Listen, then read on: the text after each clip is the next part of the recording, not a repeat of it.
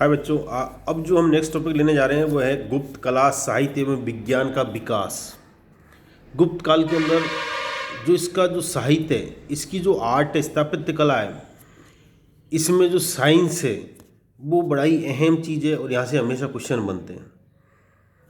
चाहे आप आरएस दे लो, चाहे आप आईएएस दे लो, चाहे कोई भी किसी प्रकार का एग्जाम दे लो, यहाँ से क्वेश्चन बनेंगे ही बनेंगे, चाहे आप 12th का एग्जाम दो। ये बड़ा ही इंपॉर्टेंट है, थोड़ा ध्यान से सुनिएगा।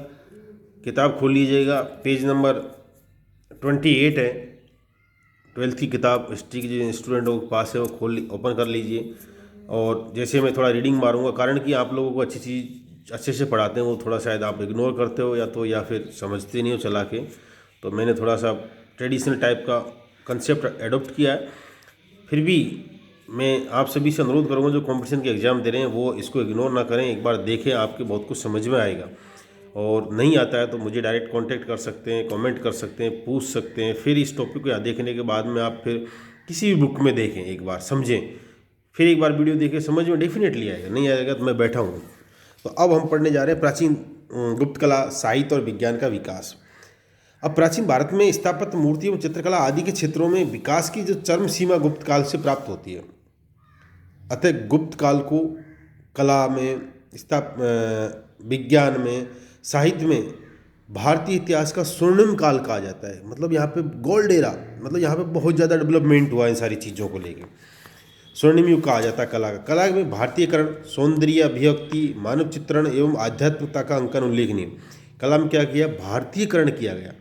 मतलब भारत तो जो आर्ट्स थी उसमें बनाने वाले लोग तो थे, मतलब बनाने की जो कला थी वो बाहर की हो सकती, लेकिन उसकी जो विषय थे, जो सब्जेक्ट थे, वो इंडिया के थे। जैसे गौतम बुद्ध को ले लिया, महावीर स्वामी जी को ले लिया, राम को ले लिया, सीता को ले लिया। इनको बनाने के जो मूर्तियाँ बनाई गई थी, पार्वती की, शिव की, है तो नादिया की, इनकी मूर्तियों, तो इनका जो सब्जेक्ट था वो भारत का था। इसलिए कला का क्या हो गया? भारतीयकरण हो गया था। आगे बात समझ में? आप सौंदर्य अभिव्यक्ति, बहुत सुंदरता बनाया, इतने सुंदर थे कि अब कला अपने आप में, जो मूर्तियां हैं, जो स्थापित कला, वो अपने आप में बोल रही थी कि हमारा मतलब क्या है, हमें क्यों बनाया गया है, इसके पीछे उद्देश्य क्या है कलाकार का। भाव चित्रण, मतलब उसको देख के आप टोटल समझ जाओगे, आपको कुछ लिखने की जरूरत नहीं है ये फलाने में कि ये कहना क्या चाहता है, क्या मैसेज देना चाहता है, भावनाओं से ही सब कुछ इंगित हो जाता है। एवं आध्यात्मिकता को अंकन किया। आध्यात्मिकता, क्योंकि सब्जेक्ट थे वो एक सब ऐसे सब्जेक्ट लिए जो सभी लोगों को स्वीकार्य हो। और एक धर्म एक ऐसी चीज़ है जिसको सदियों से लेके, जब से हमारी पृथ्वी बनी तब से आज तक हम लोग उसको क्या ब्लाइंडली फॉलो करते हैं और उस चीज़ को आसानी से सुनते हैं, समझते हैं, देखते हैं कि ये धर्म क्या कह रहा है। तो उसको इसीलिए सब्जेक्ट क्या लिया? आध्यात्मिक लिया गया। भगवान से रिलेटेड लिया गया था, पार्वती जी से रिलेटेड लिया गया, शंकर भगवान से रिलेटेड लिया गया था, ब्रह्मा विष्णु से रिलेटेड लिया गया। गुप्त काल में ही ब्रह्मा विष्णु की उत्पत्ति हुई। पहले ब्रह्मा विष्णु का जो कंसेप्ट था वो पहले नहीं था। तो इन सारी चीज़ों को लेके आत्मा, परमात्मा, महात्मा बुद्ध, महावीर स्वामी, इन सबको लेके ये चीज़ें चली। तो ये आध्यात्मिकता को इसमें जोड़ा गया आर्ट के अंदर।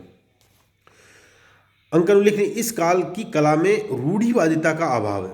मतलब जो रूढ़िवादिता थी, जो ट्रेडिशनल कला थी, जो पहले से चली आ रही थी, जैसे कि मृद भांडों की कला है, स्थापित कला, नालियाँ वगैरह, जो ईंटों का प्रचलन था, मतलब जो परंपरावादी चीज़ें थी वो चेंज हो गई, क्योंकि सब्जेक्ट ही चेंज हो गए थे। अग्निवेदियों की कला थी पहले, वेदियों, अब यहाँ पे वेदियाँ नहीं, यहाँ पे तो ब्रह्मा विष्णु की मूर्तियाँ बनाने जाने लगी। तो अलग ट्रेंड, अलग चीज़ हो गया। मंदिरों का अलग बनाने लगे। पहले स्तूप ज़्यादा बनाए गए मौर्य काल के अंदर, लेकिन यहाँ पे क्या है, मंदिर बनाए गए। तो ये क्या गया, सब्जेक्ट अब कंसेप्ट चेंज हो गया। ठीक है।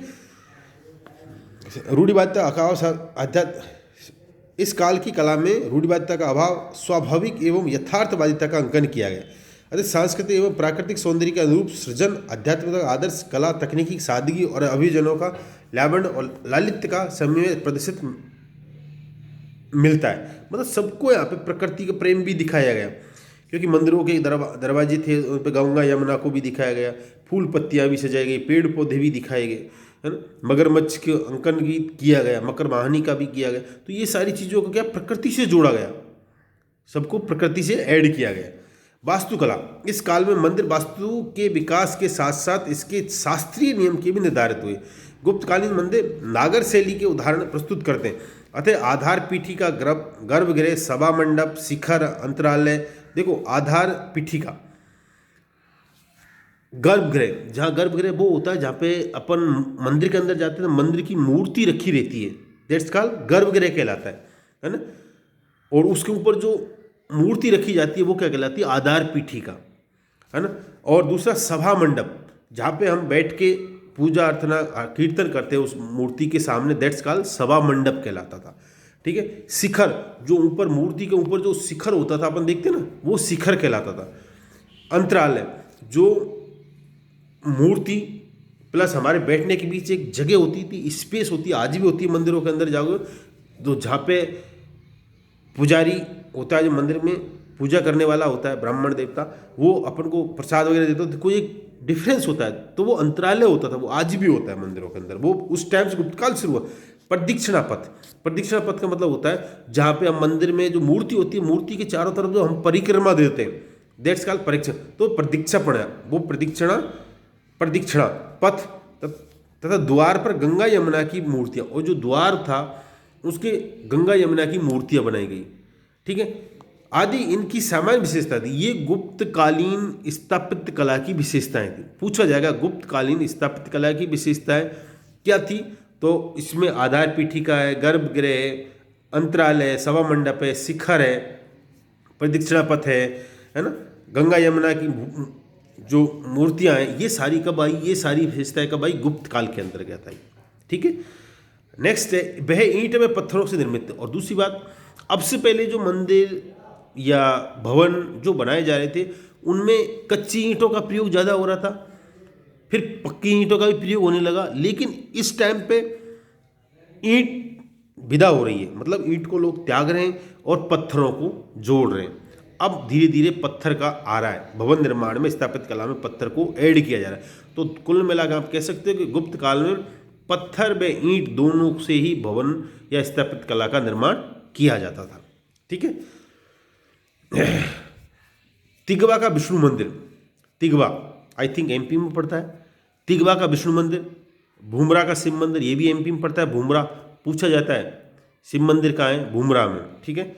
नाचना कोठार का पार्वती मंदिर, नाचना कोठार पार्वती जी डांस करते तो नाचना कोठार का पार्वती मंदिर।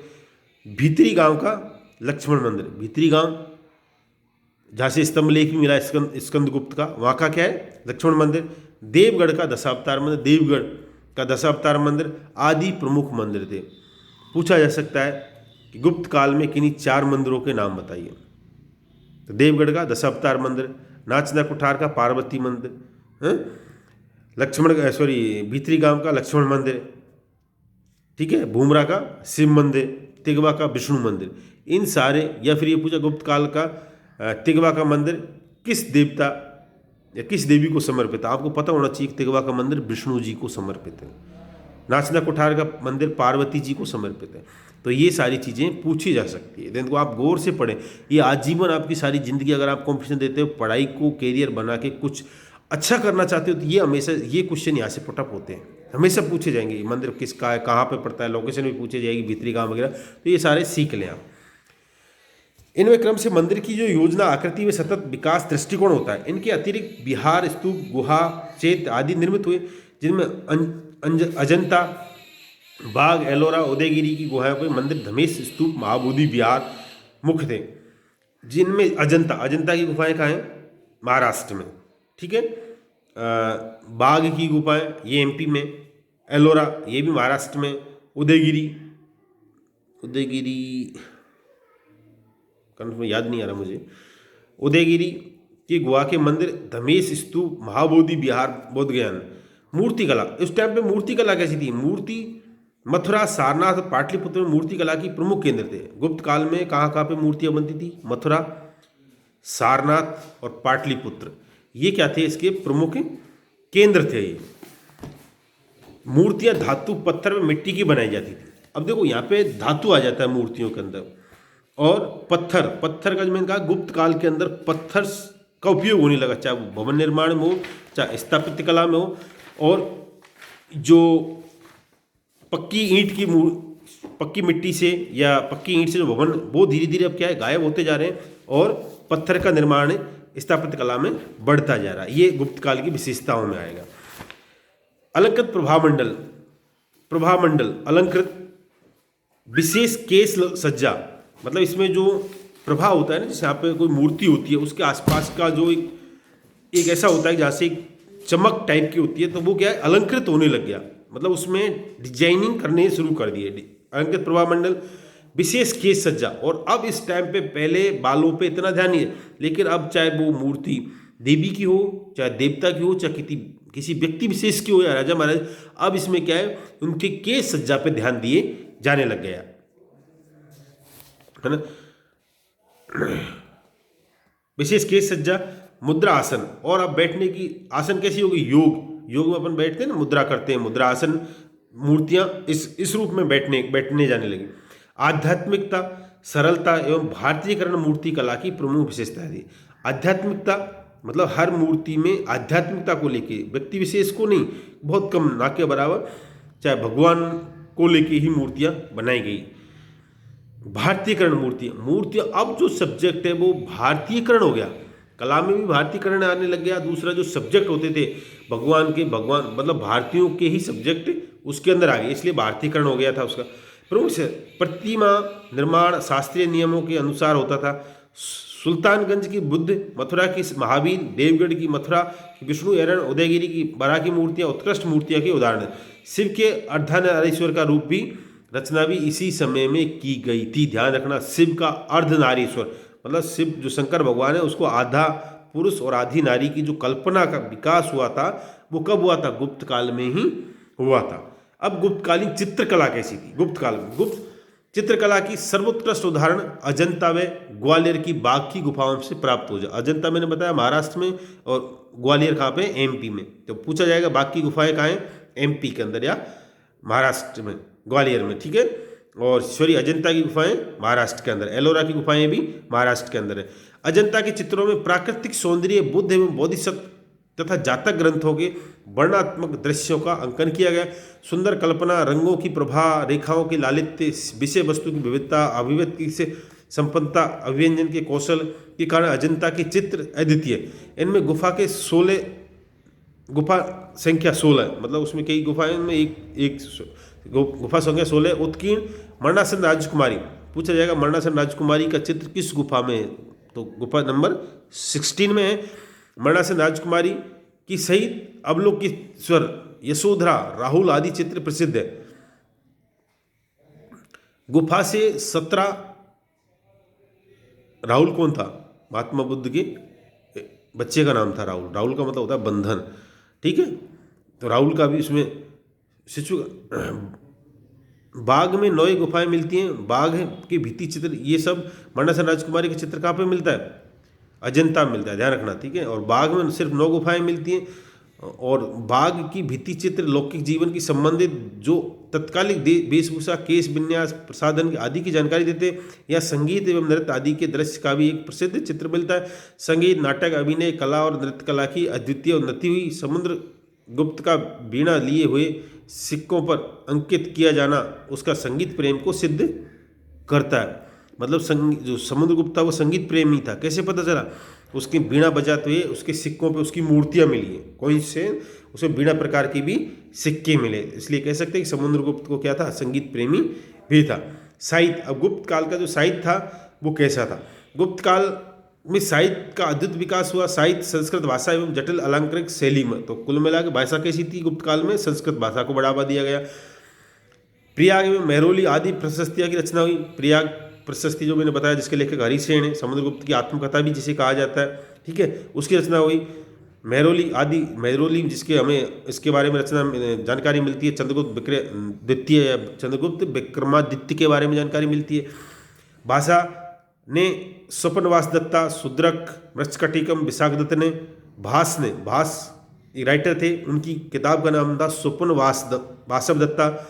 शूद्रक ने मृच्छकटिकम, विशाखदत्त ने मुद्रा राक्षस, कालिदास ने अभिज्ञान शाकुंतलम आदि सुखांत नाटकों की एवं रघुवंश जैसे महाकाव्यों की रचना की। सुखांत, सुख प्लस अंत, मतलब ऐसे नाटक थे जिनका अंत क्या होता था, सुख को प्राप्त होता, मतलब सुख देने वाला अंत होता था। तो इस प्रकार की रचना सारे भास ने क्या नाम से कालिदास ने इन्हें मृच्छकटिकम, जिन्होंने भी मतलब रचना की है, उन्होंने सब सुकांत नाटकों की, शूद्रक ने वगैरह ने सबने रचना की है, तो सुकांत नाटकों की रचना की गई थी। रघुवंशम महाकाव्य था, पुराणों में स्मृति और रामायण तथा महाभारत आदि ग्रंथों की अंतिम रूप से दिया गया था। संस्कृत व्याकरण का विकास हुआ। अमर सिंह ने अमरकोश, चंद्रगोमिनी ने चंद्र व्याकरण आदि व्याकरण ग्रंथों की रचे। विष्णु शर्मा ने पंचतंत्र नामक जैसे नीति ग्रंथ, विष्णु शर्मा ने पंचतंत्र की रचना की। और ईश्वर कृष्ण ने सांकारिका एवं दिग्नाग ने प्रमाण समुच्चय आदि दार्शनिक ग्रंथों की रचना की। बागपति का गौड़बाव, प्रवरसेन का सेतुबंध आदि प्राकृतिक ग्रंथों की रचना की इसी काल में हुई। इस युग में लौकिक साहित्य का बाहुल्य था। इस युग में कैसा किसका बाहुल्य था? लौकिक साहित्य का बाहुल्य था। ध्यान देने वाली बात यह कि रामायण और महाभारत, जिसको आज हमारे जो पवित्र ग्रंथ है हिंदू धर्म के, उनको जो अंतिम रूप से संकलित किया गया था वो कब किया गया था? गुप्त काल में। जो वर्तमान रूप में हमें मिलते हैं उनको अंतिम रूप से गुप्त काल में ही उनको फाइनल सेव या फाइनल टच से दिया गया था। गुप्त काल में हिंदू विधियों का संकलन हुआ। मतलब गुप्त काल में मनुस्मृति के आधार पर नारद, बृहस्पति, कात्यायन, याज्ञवल्क्य आदि स्मृतियों कानून का संकलन हुआ। इनमें याज्ञवल्क्य व्यवहारिक दृष्टि से उपयोगी थे। इसमें धर्म, वर्ण, आश्रम, विधि, समाज, पाश्चित राज्य शास्त्र आदि का उल्लेख किया। नारद स्मृति में व्यवहारिक न्यायिक विचार, बृहस्पति ने दीवानी व फौजदारी दोनों पक्षों का विवेचन किया। दीवानी फौजदारी मैंने आपको समझाया था पहले। दीवानी क्या होते हैं?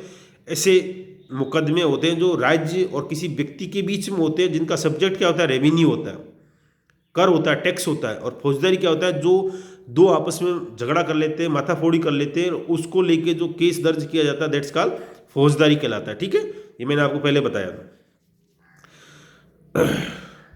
कात्यायन ने कानून के 4 अंग धर्म, व्यवहार, चरित्र और राज शासन बताया।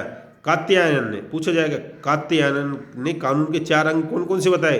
धर्म, व्यवहार, चरित्र और राज शासन बताया। प्राचीन भारत में यह गुप्तों के साहित्य का महत्वपूर्ण देन है। नालंदा विश्वविद्यालय बहुत इंपॉर्टेंट है, बहुत इंपॉर्टेंट है। नालंदा भारत का प्रमुख शिक्षा का केंद्र था। मैंने बताया आपको। गुप्त सम्राट कुमारगुप्त ने उसकी स्थापना की। जिस कुमारगुप्त को इंसांग ने क्या कहा? शक्रादित्य कहा था। शक्रादित्य के नाम से पुकारा इंसांग ने। मध्यकाल इसकी ख्याति पराकाष्ठापति गुप्त एवं पूर्व मध्यकाल में अतः देश विदेश में छात्र यहाँ पर पढ़ने आते थे, जिनका प्रवेश परीक्षा के माध्यम से यहाँ पे जो किसी स्टूडेंट को अगर एडमिशन लेना होता था उसके लिए पहले क्या करना होता? एक एग्जाम देना होता था। उसके बाद वो लगभग इसमें 10,000 स्टूडेंट पढ़ते थे। शिक्षक व छात्रों की संख्या लगभग 10,000 थी उसके अंदर। यहाँ धर्म, विज्ञान और उद्योग, तर्क आदि की शिक्षा, धर्म की भी दी जाती थी, साइंस की भी दी जाती थी, उद्योग की भी दी जाती। यहाँ विशाल पुस्तकालय था। नालंदा विश्वविद्यालय के अंदर एक विशाल पुस्तकालय था जिसका नाम था धर्मगज। क्या नाम था? धर्मगज विद्यालय, सॉरी पुस्तकालय, लाइब्रेरी थी, उसका नाम था। और सीलभद्र, अंडरलाइन कर लो, सीलभद्र। सीलभद्र यहाँ के कौन थे? कुलपति थे। नालंदा विश्वविद्यालय के कुलपति थे। लगभग इसको 200 गांवों की, राजा ने 200 गांव इसको दान में दे रखे थे। उन 200 गांवों से जो आय होती थी, उन आय से सारे छात्रों का और जो शिक्षकों का जीवन यापन होता था, उनको तनख्वाह दी जाती थी, उनके खाने पीने की व्यवस्था की। तो नालंदा विश्वविद्यालय फिर कालांतर में क्या है, बख्तियार खिलजी जो कि मोहम्मद गोरी के सेनापति थे, वो पूरब में गए। उन्होंने नालंदा विश्वविद्यालय को जला दिया था और इन्हें नष्ट भ्रष्ट कर दिया। विज्ञान एवं प्रौद्योगिकी, ये अपन टॉपिक नेक्स्ट उसमें लेंगे। जय हिंद, जय भारत। गौर से पढ़िएगा, किताब खोल के बैठिएगा, आपकी समझ में डेफिनेटली आएगा। क्योंकि मैंने अब आपको उसी रूप में पढ़ाने की कोशिश कर रहा हूँ, क्योंकि ज़्यादा अच्छा पढ़ाना आपको पसंद नहीं है, इसलिए मैं वही बोर्ड को हटा के मैंने सेल्फ ऐसे पढ़ाने की कोशिश की जैसे अपन क्लास में समझाते हैं, बताते हैं। आई थिंक, उम्मीद करता हूँ आपको समझ में आएगा और आप ढंग से देखें इनको।